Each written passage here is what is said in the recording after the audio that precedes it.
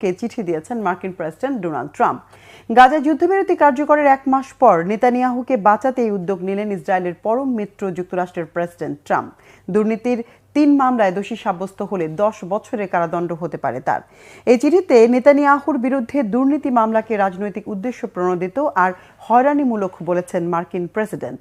নেতানিয়াহুর ভূয়সী প্রশংসা করে তাকে যুদ্ধকালীন সিদ্ধান্তে সক্ষম ও শক্তিশালী প্রধানমন্ত্রীও বলেছেন ট্রাম্প। তার দাবি, শান্তি প্রতিষ্ঠার যুদ্ধে নেতৃত্বদানের বিষয় আমলে নিয়ে দুর্নীতির মামলা থেকে নেতানিয়াহুকে রেহাই দেয়া উচিত। গত অক্টোবরে ইসরায়েলের পার্লামেন্ট নেসেটে দেয়া বক্তব্যে একই অনুরোধ জানিয়েছিলেন ট্রাম্প। যদিও নেতানিয়াহুর বেপরোয়া নির্দেশনায় গত 2 বছরে সম্পূর্ণ গাজাকে প্রায় মাটির সাথে মিশিয়ে দিয়ে 69,000-এর বেশি ফিলিস্তিনিকে হত্যা করা হয়েছে। দুর্নীতি মামলার কারণে বেকায়দায় থাকা নেতানিয়াহু দীর্ঘদিন ধরে ক্ষমতা হারানোর আতঙ্কে রয়েছেন। ভেঙে পড়ার আশঙ্কায় ক্ষমতাসীন জোট সরকার।